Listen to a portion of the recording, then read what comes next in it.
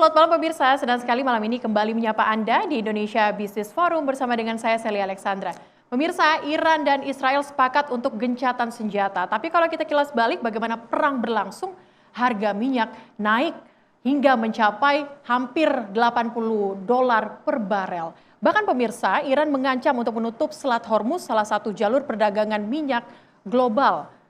Bagaimana jika konflik kembali terjadi? Apa dampaknya untuk Indonesia? Kita akan bahas malam hari ini di Indonesia Business Forum dengan sejumlah narasumber yang sudah kami hadirkan untuk Anda. Saya akan sapa terlebih dahulu. Yang pertama adalah Pak Satya Widya Yuda, anggota Dewan Energi Nasional tahun 2020-2024. Selamat malam Pak Satya. Selamat malam semuanya. Kemudian juga hadir bersama dengan kami anggota Komisi 11 DPR RI, Putri Komarudin. Selamat malam Mbak Putri. Selamat malam, Assalamualaikum warahmatullahi wabarakatuh. Dan juga kita hadirkan tenaga ahli utama Kantor Komunikasi Presiden dengan title baru, Mas Fitra Faisal. Selamat malam. Selamat malam, Mbak. Kemudian juga kami hadirkan untuk Anda pemirsa, Wijayanto Samirin, ekonom dan pengajar Universitas Paramadina. Selamat malam, Pak Wija. Assalamualaikum.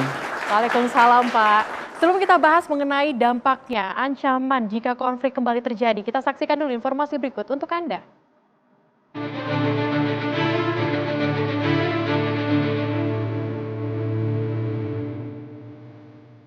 Eskalasi konflik antara Iran dan Israel masih terus memanas. Meskipun Presiden Donald Trump telah menyatakan kedua negara sepakat melakukan gencatan senjata, bukan berarti perang berakhir. Apalagi Iran sempat mengancam akan menutup Selat Hormuz, salah satu jalur paling krusial dalam lalu lintas perdagangan minyak di seluruh dunia. Menteri Keuangan Sri Mulyani dalam keterangan persnya mewaspadai sejumlah dampak yang muncul akibat konflik Iran dan Israel terhadap perekonomian Indonesia. Salah satunya yang akan berpengaruh dari ketegangan dua negara adalah melonjaknya harga minyak dunia dan pelemahan ekonomi global. Dua hal ini dikhawatirkan bisa menekan APBN. Melihat perkembangan perekonomian global nasional, situasi yang terus bergejolak dan berkembang. Dan ini telah menyebabkan langsung pada hari pertama harga minyak naik lebih dari 8%. Itu terjadi kenaikan lonjakan bahkan tertinggi sempat mencapai $78 per barel, naik hampir sekitar 9%, meskipun kemudian sekarang mengalami koreksi. Sementara itu, Menteri ESDM Bahlil Lahadalia mengatakan pemerintah mengantisipasi hal ini dengan menaikkan produksi minyak dalam negeri atau lifting. Dan sekali lagi saya katakan bahwa sekarang ini pemerintah Indonesia atas arahan Bapak Presiden Prabowo tidak ada cara lain apapun kita lakukan untuk meningkatkan lifting. Memang ini pekerjaan berat, ini pekerjaan jangka panjang, tapi harus kita lakukan. Negara kita kalau kita mau kuat, maka kita harus mengoptimalkan seluruh potensi sumber daya alam kita dalam mengisi kebutuhan nasional kita.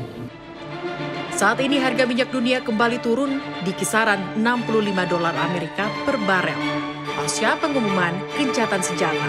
Sementara lifting minyak mentah Indonesia tahun ini ditargetkan 605.000 barel per hari.